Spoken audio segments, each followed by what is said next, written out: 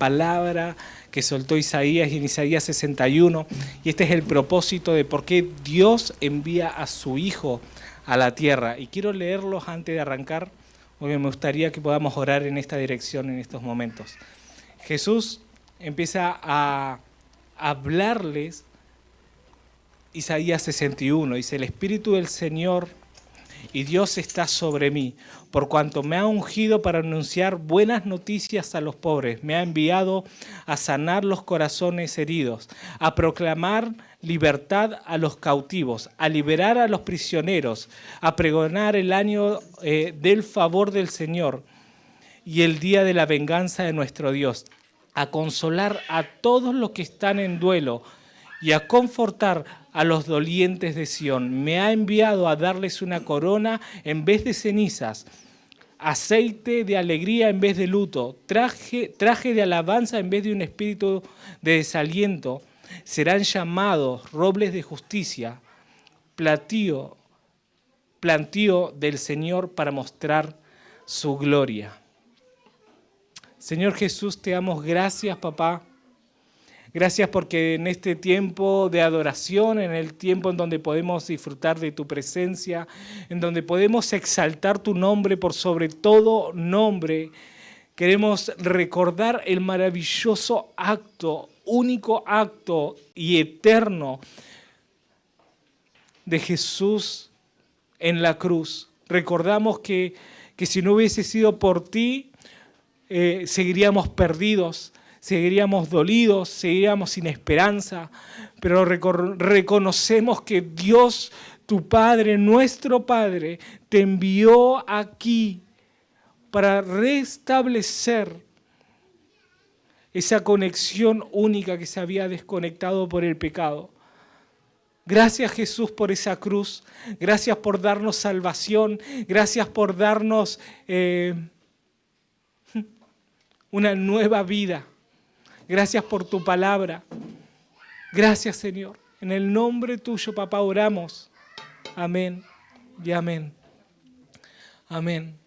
Recién mientras estábamos, esto no lo tengo escrito, pero no quería dejar de poder compartir esto que es algo muy importante. Y es recordar por qué Jesús, por qué Dios envió a su Hijo, a su único Hijo.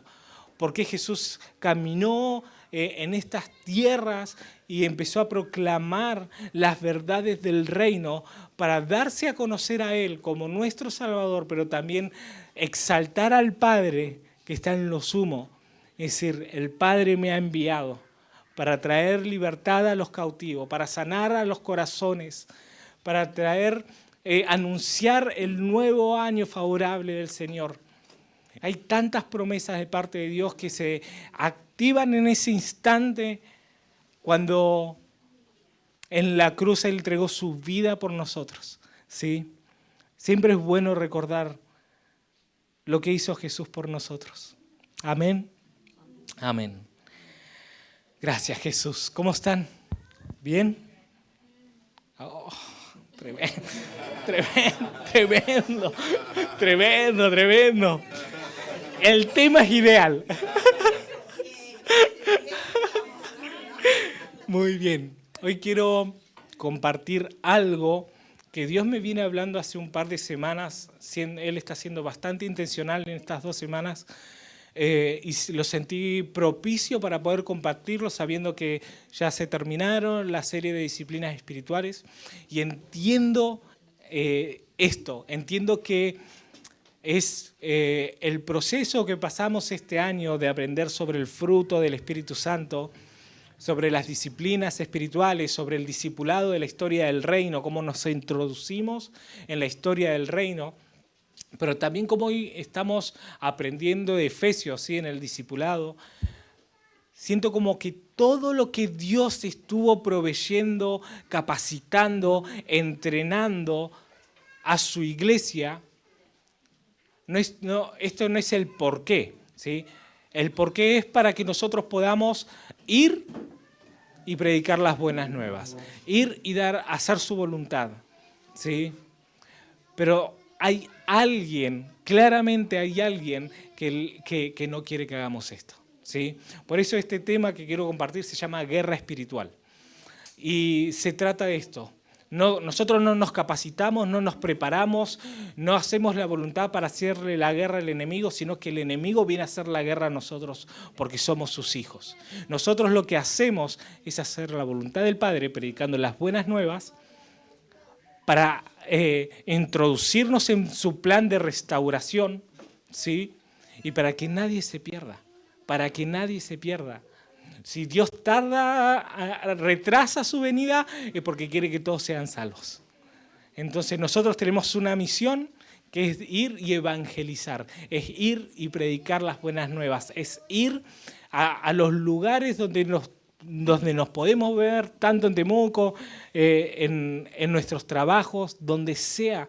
Es una oportunidad para poder dar a conocer el nombre de Jesús y el plan de restauración. Amén. Todo, absolutamente todo lo que aprendimos trae oposición. El enemigo va a querer truncar todo lo que hemos aprendido. El enemigo va a querer frenar todo el avance que Dios está haciendo en esta iglesia, en el cuerpo de Cristo. Y quiero ser intencional en esto porque es algo que el enemigo viene con intencionalidad.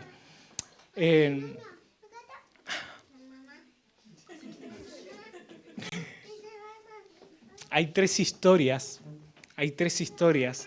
que los escribía, si leyera mis apuntes, hasta falta de ortografía, ay, perdón, pero quiero leerlas para no perderme y seguir esta idea. Hay tres historias en donde quiero desarrollar lo que fue una guerra espiritual en ese momento. Dice, la historia de Job, ¿sí? La batalla espiritual de Job, era un hombre justo y piadoso. No quiero dar por hecho que todos sabemos la historia de Job. Yo muchas veces las tengo que repasar de nuevo, así que para no olvidarme. Dice, la batalla espiritual de Job era porque era un hombre justo y piadoso, bendecido con riquezas, familias y salud. Sin embargo, Satanás cuestionaba la sinceridad de su fe y surgió que solo adoraba a Dios porque era bendecido. Tenía sus bienes, tenía una buena familia, tenía sus riquezas. Entonces Dios permitió que a Satanás que pruebe a Job sin tocar su propia vida, sin tocar la vida de Job. Entonces, ¿qué hizo Satanás? Tocó su alrededor, ¿sí? Leo, sus posesiones fueron quemadas, sus hijos murieron, él mismo fue afligido con una dolorosa enfermedad. A pesar de la adversidad, Job se mantuvo fiel y no maldijo a Dios. La esposa de Job lo incitó a maldecir a Dios y a morir. Pero él se negó a hacerlo. También tuvo amigos que intentaron explicar sus sufrimientos. Siempre hay amigos. Explicar sus sufrimientos como resultado de sus pecados ocultos. Pero Job defendió con su inocencia y se mantuvo firme en su fe. Al final tuvo un encuentro, Job con Dios se presentó a la presencia de Dios y estaban los amigos también ahí, confrontó a Job, pero hay algo que me llamó mucho la atención, es que al final de la prueba Dios restauró la prosperidad de Job, multiplicando sus bendiciones y le dio una vida larga y en abundancia. Hay una guerra espiritual en la vida de Job, en donde hizo que todo lo que él se había fomentado en Dios, ¿sí? Tanto su familia, sus ganados, todo lo que había armado estaba inspirado y estaba para darle la gloria al Señor. Es conocido Job por ser así, pero es impresionante cómo el enemigo quiere traer una batalla, una guerra espiritual. Y él destruyó su entorno, su familia. Y hay una palabra, hay un versículo ahora que me acuerdo que dice que Dios da, Dios quita, bendito sea el nombre de Jehová. ¡Wow! Después de eso, que después de haber perdido todo, soltó esa palabra.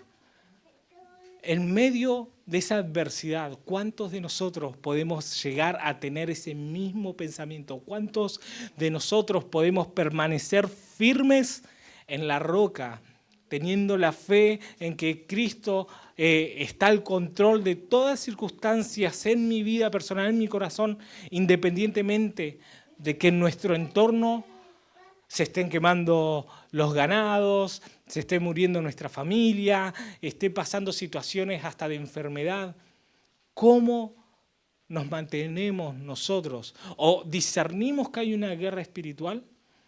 ¿O simplemente nos tiramos a llorar sabiendo de que es el peor día o el peor momento de nuestra vida? Que no quiero desmerecer esto que le sucedió a Job, lejos de eso.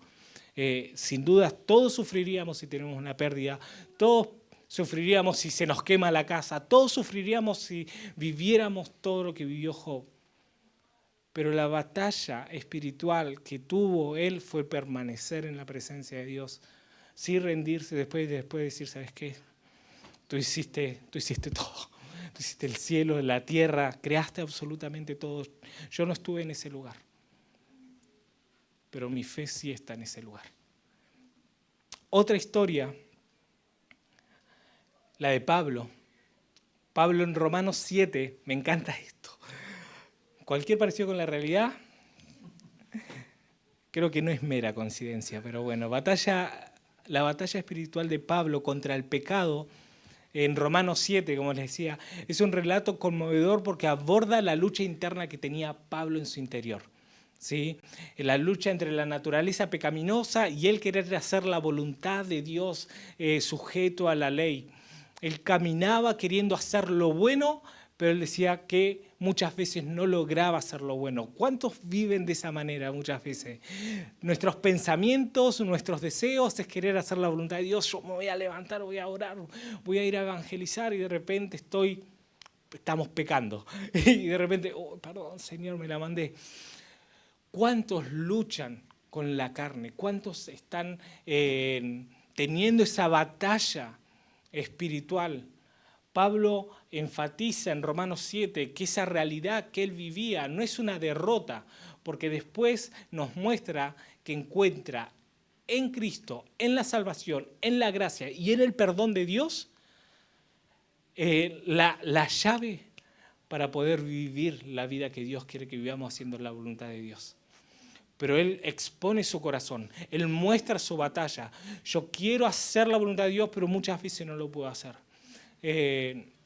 Esa batalla, que muchas veces más a la realidad de hoy que podemos llegar a estar experimentando hoy nosotros, esa misma batalla que Pablo vivió y nos muestra cómo resolverla, muchas veces nos olvidamos cómo Jesús pagó por nuestros pecados, cómo Él nos dio una salvación, que esa salvación está pactada y que su gracia nos guarda. En la multitud de pecados abunda la gracia. Creo que abrazar esas verdades nos permiten, obviamente, no ser intencional en el pecado, no meternos a la guerra, sino es como realmente valorar el sacrificio de Jesús que nos lleva a vivir una vida haciendo su voluntad.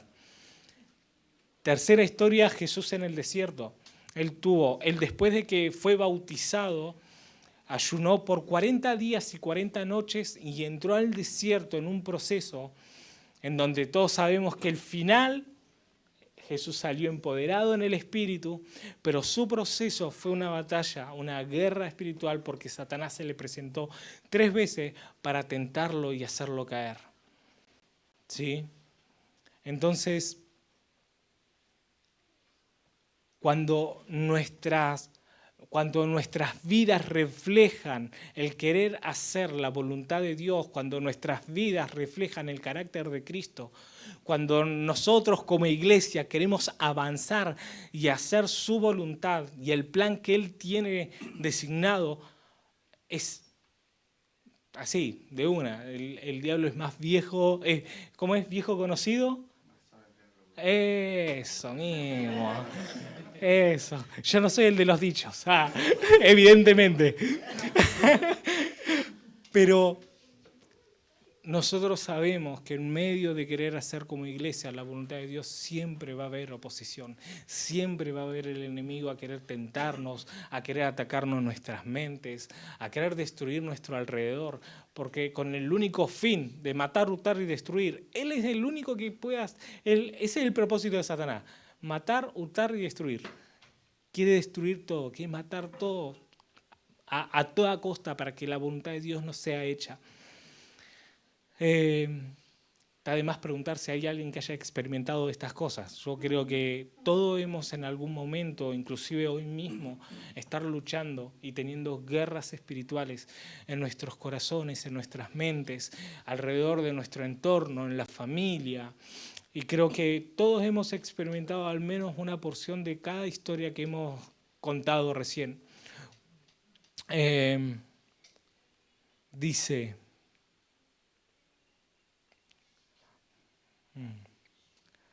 Debemos comprender que el inicio, debemos comprender esto, que hay dos reinos, el reino de la luz y el reino de las tinieblas, ¿sí?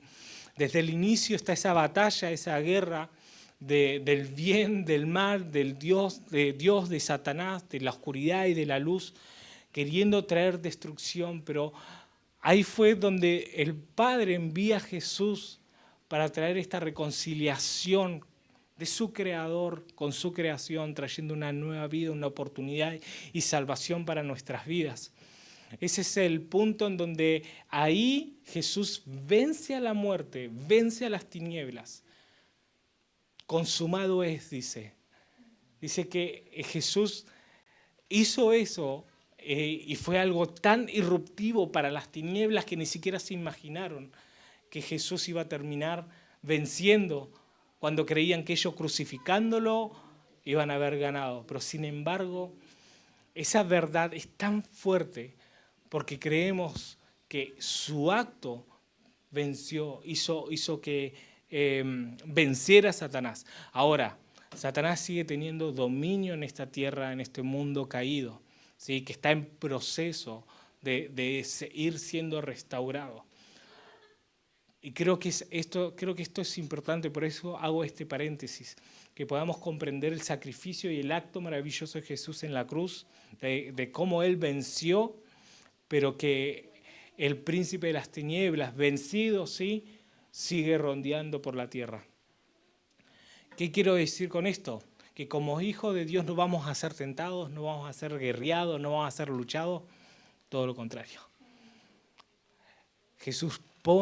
Satanás pone en la mira a los hijos de Dios, no a los que todavía no se les reveló, a los que no conocen de Jesús, no. Su mira está para los hijos de Dios. Efesios 6:12 dice, porque no tenemos lucha contra carne y sangre, sino contra principados, potestades, contra gobernadores de las tinieblas de este siglo, contra huéspedes espirituales de maldad y en las regiones celestiales. Punto. Ya me iba. Es importante identificar contra quién luchamos.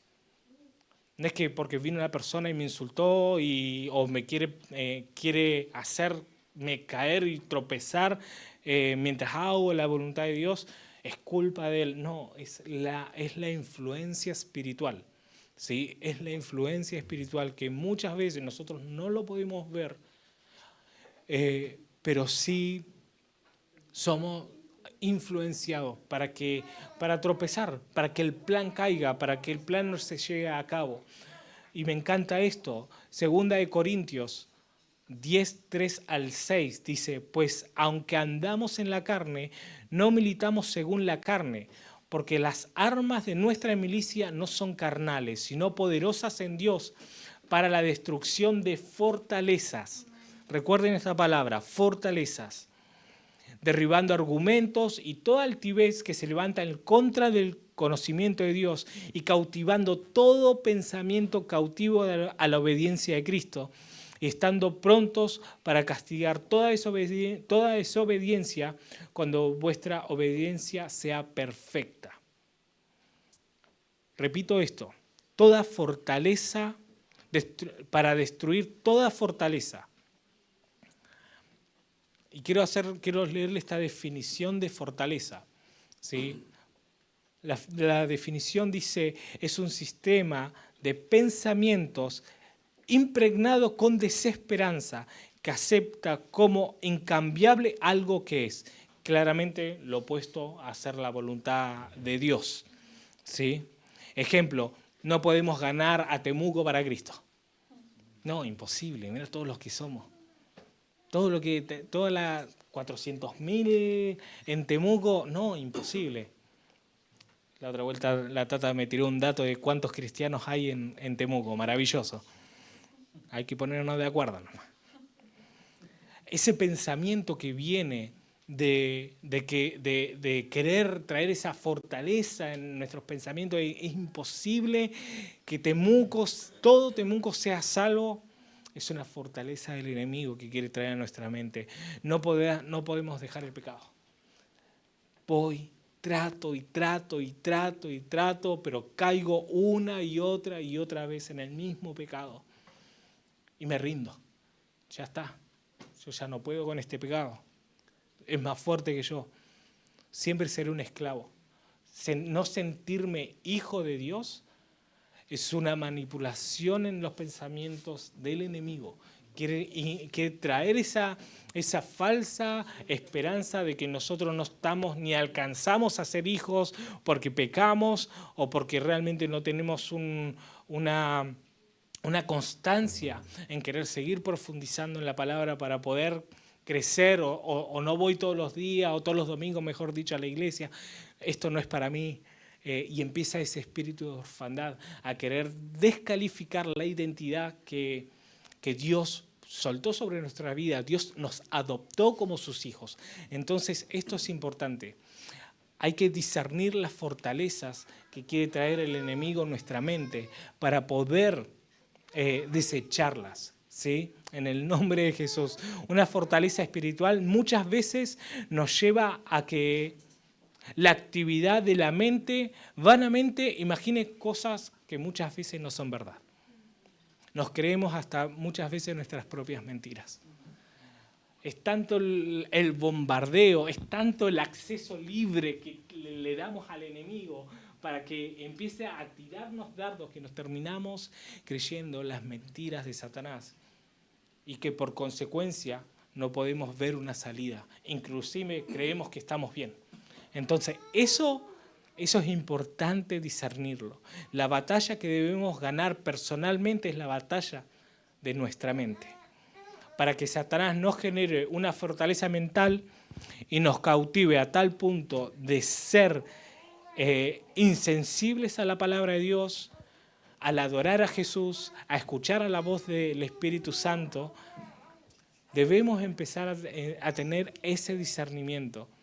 Y enseguida, cuando vemos que una fortaleza se está levantando, debemos ir corriendo a la intimidad y orar y pedirle al Espíritu Santo que Él empiece a traer afirmación, que Él empiece a soltar las verdades que Dios tiene sobre nuestras vidas. Porque si no si no vamos a la intimidad, imposible que podamos romper esa fortaleza de mentiras que Satanás quiere traer. Por eso oramos esto. Por eso oramos 2 Corintios 10:5. Debemos llevar todo pensamiento cautivo a la obediencia de Cristo. Todo pensamiento. Cuando vienen pensamientos, cuando quiero, ejemplo, un domingo, hoy, vamos a ir a la iglesia. Vamos a ir a escuchar la palabra. ¿Para qué voy a la iglesia? Para escuchar la palabra, para fortalecer mis relaciones, para adorar a Dios. Y de repente vas con todo el entusiasmo y todas las expectativas de la reunión y estamos acá en medio de la adoración y nos desconectamos. Y estamos mirando una mosca, ¿qué pasa? Imaginario, porque por ahí no hay ni mosca, pero es algo que nos cautiva. Es algo que nos cautiva. Entonces ahí, en el nombre de Jesús, me pongo en posición de guerrero. Dice, todo pensamiento cautivo queda cautivo a la obediencia de Cristo. todo lo que quiere traerme distracción, todo lo que quiere desenfocarme, todo lo que esto mismo, sí, me distrae. No puedo escuchar la palabra. A mí me encanta, yo sí debo reconocer algo. Creo que por momentos me distraigo mucho. Y pasa, por ejemplo, pasa mi hija, y yo ya me fui, se me fue. Y tengo que concentrarme para volver. Pero eso no es un impedimento para poder seguir. Yo disfruto muchísimo que mi hija pase acá, que los niños pasen, que Noah pase acá. Y disfruto. Y creo que esto es algo que aprendí acá en la iglesia. La iglesia de acá, la viña, Casa del Padre, yo aprendí a ver cómo los niños se meten en medio de la reunión, en medio de la oración, en medio de la palabra. Y eso es algo que yo no había visto nunca. Al principio yo dije, Señor, no puedo concentrarme, y después vi las riquezas de ver cómo la familia entera es partícipe de poder disfrutar de la adoración y de la palabra. Y dije, gloria a Dios por eso, porque es maravilloso. Ahora sí me distraigo, sí me distraigo.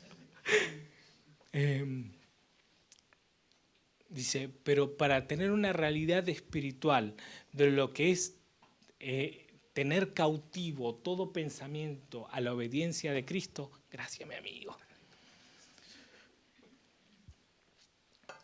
debemos profundizar en la palabra. Me encanta esto, meditamos, valga la redundancia, tuvimos una jornada, una serie de disciplinas espirituales, y una de las disciplinas espirituales era la meditación en la palabra.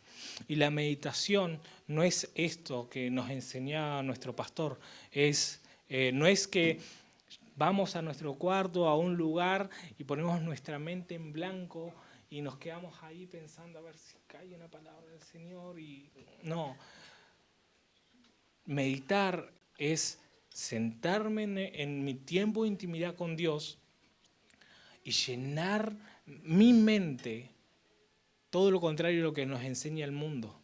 Llenar mi mente de la palabra de Dios, llenar mi mente de sus pensamientos, llenar mi mente de sus verdades, llenar mi mente de las afirmaciones del Padre sobre cada uno de nosotros. Empezar a llenarnos de su palabra hace que la fortaleza del reino de Dios empiece a generar como un ecosistema, ¿sí? Un ecosistema que hace que todo lo que pueda llegar a decir el enemigo lo voy a contrarrestar con la palabra. Sos un esclavo. No. En la palabra dice que yo soy hijo. Fui adoptado. Y ahí, cada mentira va a ser contrarrestada con el fundamento de la palabra, al meditar, a llenarnos de sus verdades. Por eso es tan importante el tener, no es una palabra mágica, todo pensamiento cautivo sea la obediencia de Cristo. No. Necesitamos llenarnos de la palabra para comprender cómo sucede eso. ¿Qué es dejar todo pensamiento cautivo a la obediencia de Cristo? Entonces, eso es uno de los puntos que realmente necesitamos seguir creciendo, que fue algo bueno el tema de la serie de las disciplinas espirituales para poder crecer en esto. Una de las cosas que leíamos hoy a la mañana antes de iniciar es, en el tiempo de oración, Salmo 18:2, lo voy a leer. Me encanta esto porque este versículo fue mi versículo de la semana. Como les había comentado, sentía como demasiado lucha estas semanas. Y quiero leer esto. Jehová, roca mía, castillo mío, mi libertador, Dios mío, fortaleza mía, en Él confiaré, mi escudo y la fuerza de mi salvación, mi alto refugio. ¿Cuántas afirmaciones y verdades vemos en estas características de quién es Dios? Cuando vivimos y estamos luchando estamos teniendo una guerra espiritual, lo primero que debemos hacer es recordar quién es Dios. Y Dios es más alto que las batallas. Dios es más grande que las batallas. No quiero meterme en otra palabra, voy a adelantarme un punto. Hay algo que a mí me hizo mucho ruido, es que está muy rico, amigo. Perdón. El diablo, si bien está vencido, el diablo tiene poder pero no tiene autoridad. Eso hay que tenerlo claro. No tiene autoridad. Solo recibe autoridad cuando nosotros damos acuerdos a Satanás. Perdón. Repito esto. El diablo tiene poder pero no tiene autoridad sobre los hijos de Dios. Solo tiene poder y autoridad cuando nosotros le damos libre acceso. ¿Sí? ¿Cómo entramos? ¿Cómo entramos? Tendríamos que entrar verdaderamente en una casa por la puerta. ¿Sí? Por la puerta se entra a una casa. Si nosotros abrimos la puerta de nuestra vida o de nuestra mente, le estamos dando libre acceso a los dardos del enemigo. Pero hay un punto clave que son acuerdos. ¿Y qué son acuerdos? Acuerdos es algo mucho más simple de lo que uno puede llegar a imaginar. Acordar con Satanás es acordar, por ejemplo, con el príncipe de las mentiras. ¿Sí? Cuando yo miento, hago un acuerdo con Satanás, que es el príncipe de la mentira. Entonces, en ese momento, tengo que entender que estoy abriendo una puerta en donde dejo que el príncipe de la mentira, a través de mi mentira, empiece a darle poder. Entonces, debemos comprender esta verdad. Satanás tiene poder, pero no autoridad. Nosotros le damos la autoridad si realmente le damos esa libertad de ese libre acceso. Y quiero leer este desarrollo. Dice, hay dos posiciones, puerta abierta y puerta cerrada. El enemigo no puede hacer nada sin acceso. Las decisiones humanas son el punto de acceso, tanto para Dios como para Satanás, de manera personal o de manera corporativa. Nosotros debemos comprender que cada decisión que tomamos tenemos la posibilidad de dejar que Dios entre a nuestro corazón, entre a nuestros pensamientos, entre a nuestra vida, porque es aceptar quién fue. Por ejemplo, aceptamos a Jesús como nuestro Señor y Salvador. Ahí estamos abriendo la puerta de nuestra vida para que Él venga a gobernar. Lo mismo hacemos cuando, este mismo ejemplo, mentimos, le damos libre acceso al príncipe de la mentira para que empiece a gobernar en nuestras vidas. Y tenemos que ser astutos en esos. Cómo el enemigo ataca cuando tenemos ese libre acceso, esas puertas abiertas, entra con sus mentiras en nuestros pensamientos, en nuestras propias actitudes, en nuestras emociones, en lo que decimos, inclusive en las relaciones, en cómo nos relacionamos. Esto es importante porque la verdad que cada vez que mentimos o decimos una mentira piadosa, nos vamos a estar acordando que estamos haciendo un acuerdo. Entonces, discernamos esa verdad. El enemigo tiene poder, está vencido, pero no tiene autoridad, a no ser que nosotros les demos autoridad. ¿Cómo luchamos? Ahora sí, gracias Jesús. ¿Cómo luchamos cada batalla que tenemos? 1. Romanos 12:2. No se amolden al mundo actual, sino sean transformados mediante la renovación de su mente, y así podrán comprobar cómo la voluntad de Dios es buena, agradable y perfecta. ¿Cómo luchamos? Primero, siendo transformados en nuestra renovación en nuestra mente. Repito esto, si no sean transformados mediante la renovación de su mente. ¿Y cómo hacemos eso? ¿Cómo hacemos que nuestra mente sea renovada y transformada mediante a la palabra? Josué 1:8 dice, nunca se apartará de tu boca este libro de la ley, sino que de día y de noche meditarás en él, para que guardes y hagas conforme a todo lo que él está escrito, porque entonces hará prosperar tu camino y todo saldrá bien. En términos sencillos, acá saqué un fragmento de lo que tenía escrito de disciplinas espirituales, la meditación, y nuestro pastor decía esto. En términos sencillos, es oír y obedecer su palabra. Es el propósito. Mientras leemos, debemos oír lo que Dios dice para tener una comprensión espiritual. Meditar no es solo poner nuestra mente en blanco, como decíamos, sino es llenarnos de la verdad de Cristo. Mientras vamos meditando en la palabra, nuestra mente va siendo renovada, va siendo transformada. Y ya no en el plano natural, sino en un plano espiritual, en donde vemos cómo sus verdades se alinean a la realidad que vivimos. A mí me mata esta frase, que la encuentro increíble: un acto natural trasciende lo espiritual.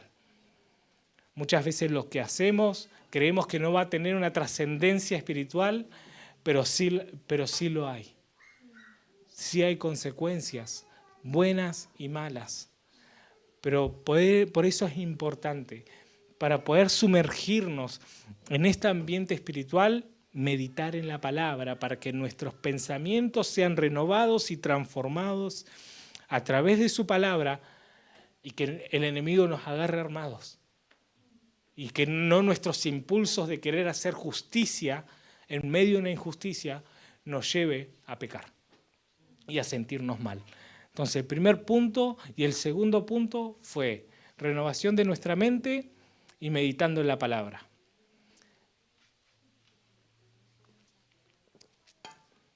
Tercero, intercesión. La guerra espiritual se trata de centrar y reconocer quién es Jesús. No me centro en lo que está sucediendo o en lo que el enemigo me está haciendo, sino de levantar a Jesús, que es nombre sobre todo nombre.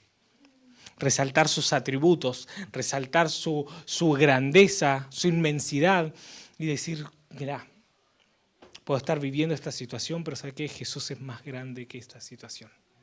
Jesús es más grande que mis pensamientos de suicidio. Jesús es más grande que mi depresión, es más grande que mi ansiedad, es más grande que todo lo que pueda llegar a estar luchando. Jesús es nombre sobre todo nombre.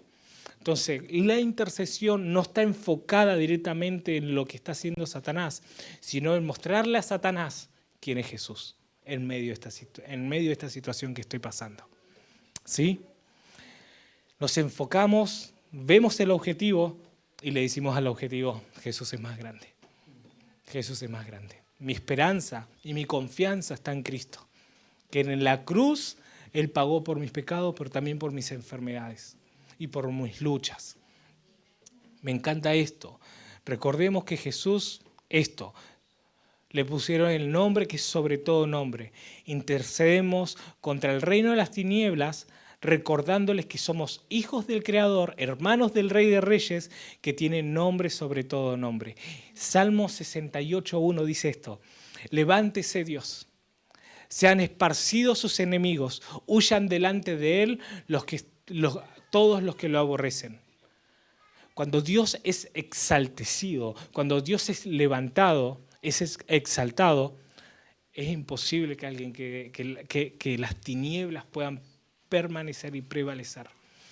Instantáneamente a la obediencia de Cristo, instantáneamente a poder levantar el nombre de Dios en alto, el nombre que es nombre sobre todo nombre, las tinieblas huyen, tienen que huir, porque no se trata de nosotros por nuestros méritos, se trata de lo que Él hizo, pero lo que Él hizo fue adoptarnos como hijos. Y cuando nos adopta como hijos nos da una identidad firme. Y cuando nos paramos en la identidad firme, reconocemos que Cristo lo hace por nosotros. En el nombre de Jesús. En el nombre de Jesús.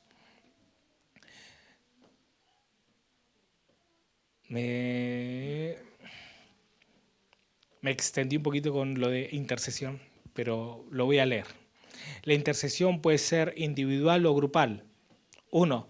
Mientras estás teniendo tu tiempo de intimidad a solas con Dios y estás orando, seguramente Dios te mueva de la oración a la intercesión. Eso es algo que habíamos hablando en las disciplinas espirituales de la oración.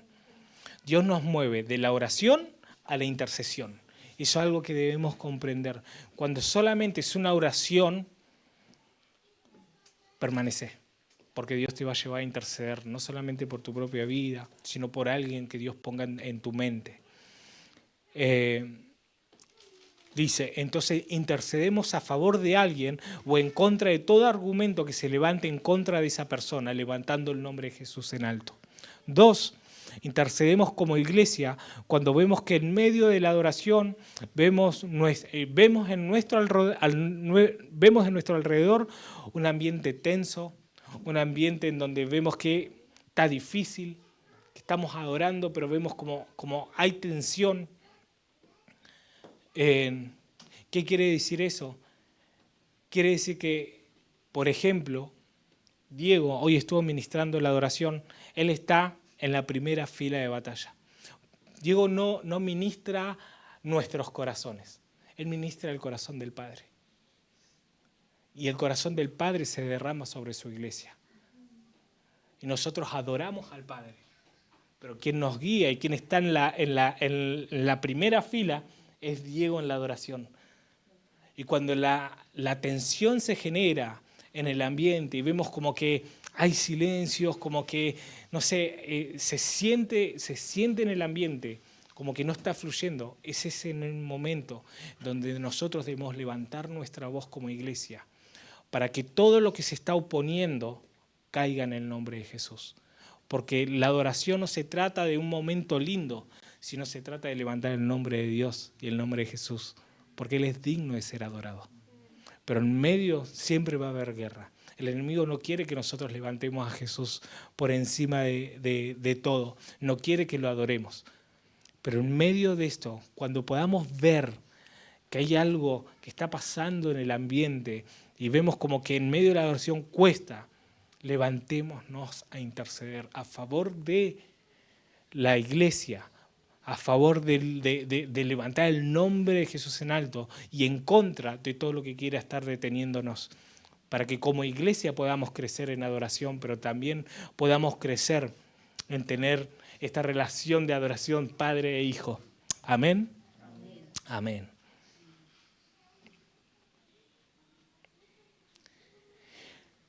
Cuarto punto, iba a ser tercer punto, pero el cuarto es este.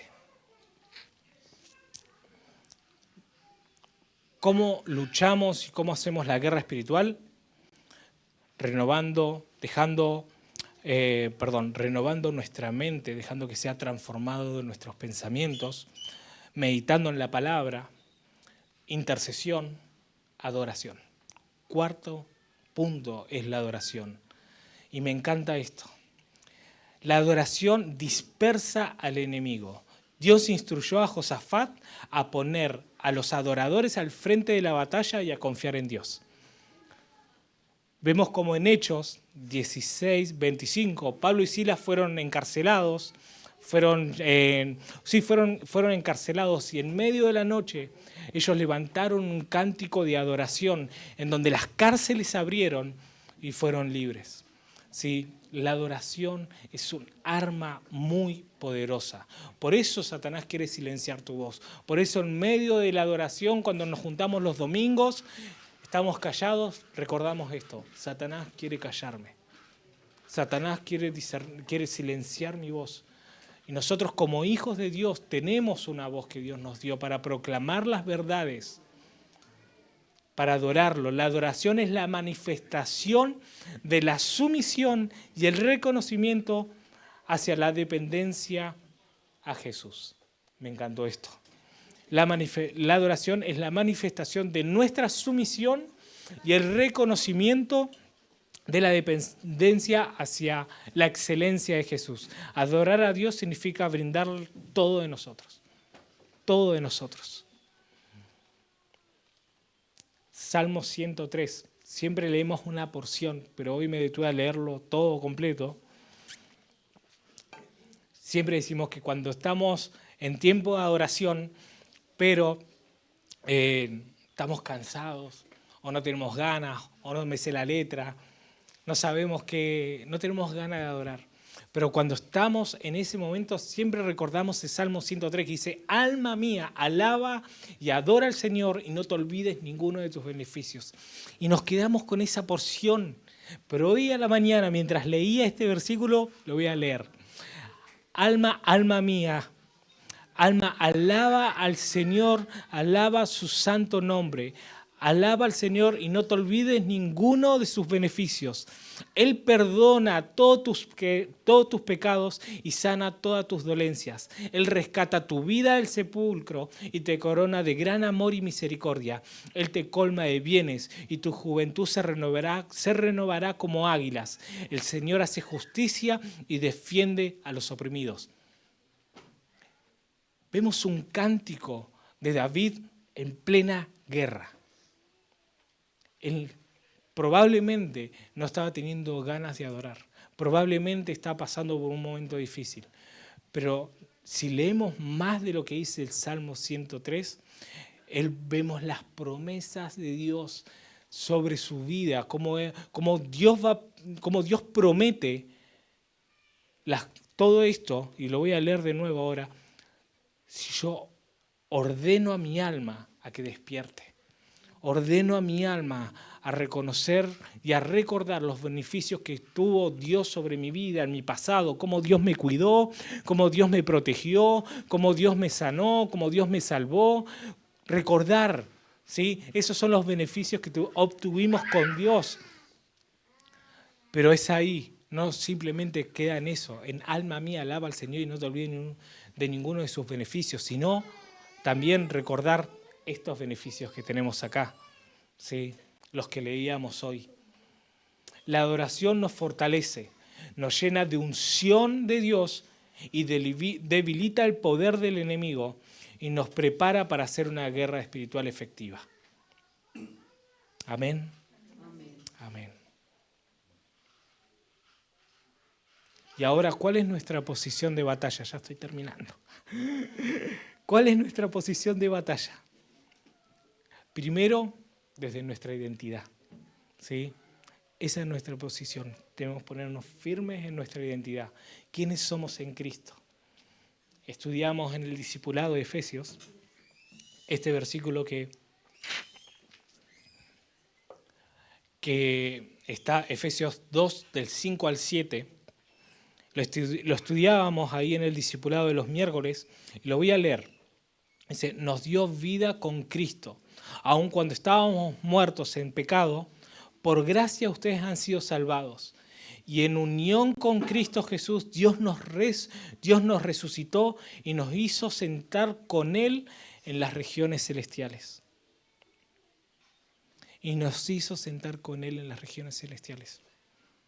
Cuando nuestra perspectiva natural cambia a una perspectiva espiritual, desde nuestra identidad de hijo, ya no vemos, ni oramos, ni intercedemos, ni adoramos desde la derrota. Eso nos enseñaba nuestra pastora. Adoramos e intercedemos desde la victoria en Cristo.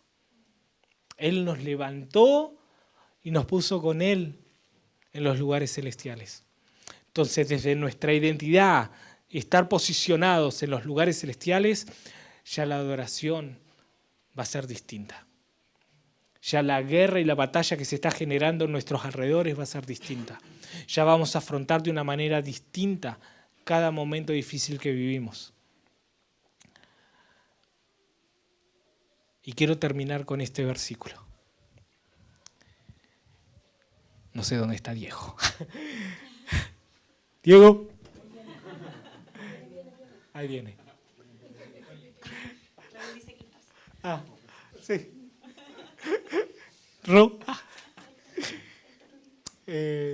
Quiero terminar con esto. ¿Cuál es y dónde está nuestra posición en la batalla?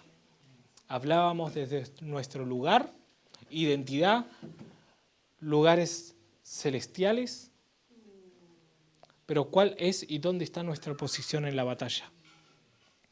Salmo 23. Jehová es mi pastor, nada me faltará. En lugares de delicados pastos me hará descansar. Junto a aguas de reposo me pastoreará. Confortará mi alma. Me guiará por sendas de justicia por amor a su nombre. Aunque ande en valles de sombra y de muerte, no temeré mal alguno. Porque tú estarás conmigo. Tu vara y tu cayado me infundirán aliento. Y este es el lugar donde nosotros estamos. Aderezas mesas delante de mí en presencia de mis angustiadores. Unges mi cabeza con aceite, mi copa está rebosando. Ciertamente el bien y la misericordia me guiarán y me seguirán todos los días de mi vida.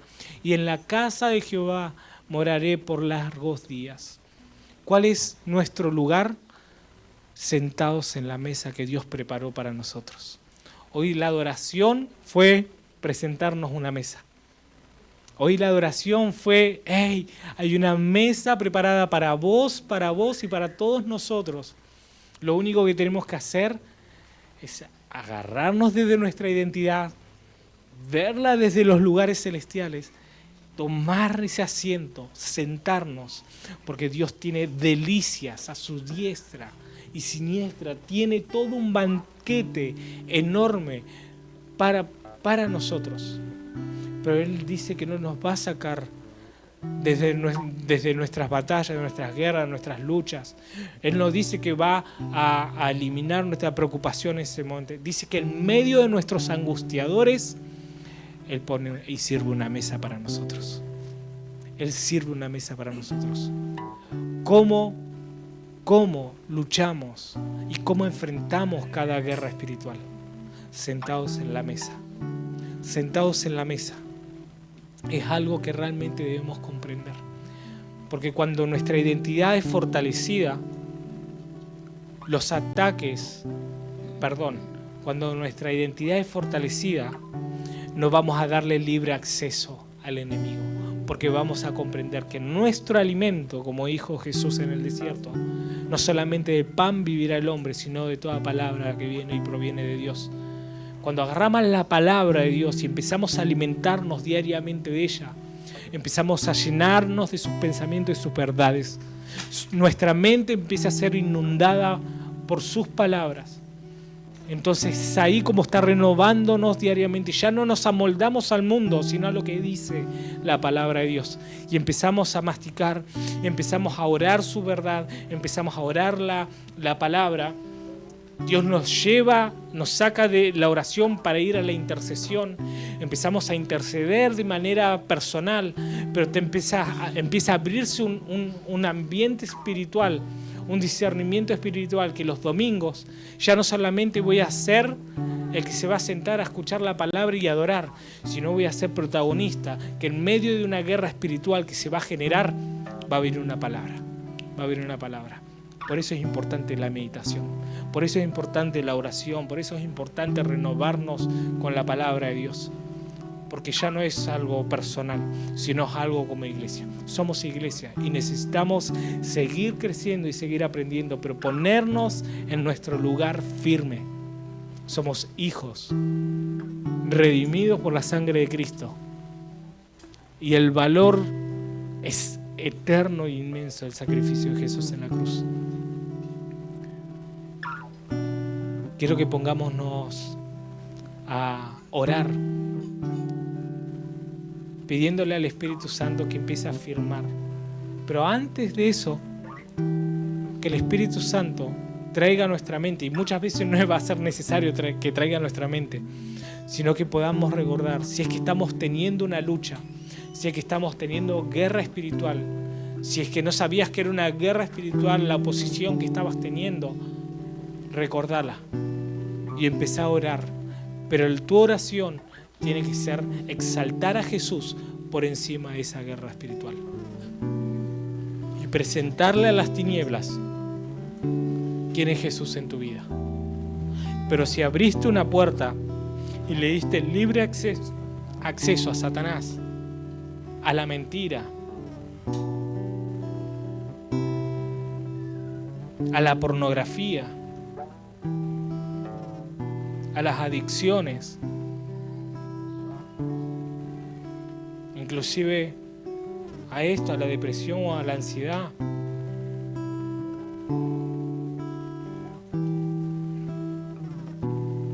entregáselo a Dios. Reconocer es importante, siempre de nuestra vida tiene que ser un constante arrepentimiento. Dios no quiere venir a señalarte ni a juzgarte. El enemigo va a querer silenciarte y va a querer culparte o inclusive señalarte. Pero Romanos 8:1 dice que no hay condenación para los hijos de Dios. Que cuando hay arrepentimiento es para que Dios nos limpie, nos levante y diga, sigamos, sigamos. Entonces, si abriste una puerta, presentásela al Señor. Arrepentámonos y enseguida ponete en posición de hijo, pero firme, para que esto no vuelva a suceder. Pedile esto, hambre por tu palabra, Señor. Quiero que mi mente se renueve. Ya no quiero amoldarme al sistema de este mundo, ya no quiero ser influenciado por el mundo y que el mundo decida por mí mis acciones o mis pensamientos o las cosas que voy a hacer. Espíritu Santo.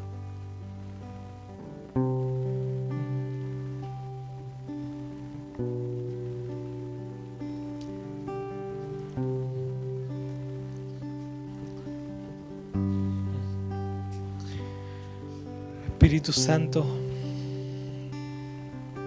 eres bienvenido aquí. Eres bienvenido en nuestra mente, eres bienvenido en nuestro corazón, eres bienvenido a nuestro cuerpo, eres bienvenido a nuestra vida, para que seas tú quien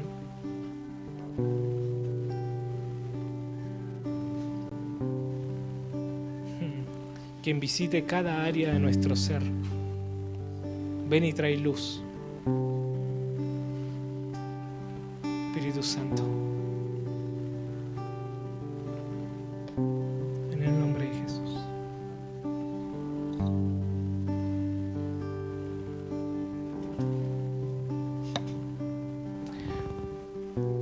Si hay alguien que necesita que le ayudemos en oración, no tengas vergüenza, no tengas miedo, puedes levantar tu mano en alto si quieres pasar acá adelante para que podamos orar por ti también. Sabemos que no hay condenación para los que están en Cristo Jesús. Y todos acá intentamos de alguna u otra manera ser familia y estar el uno por el otro.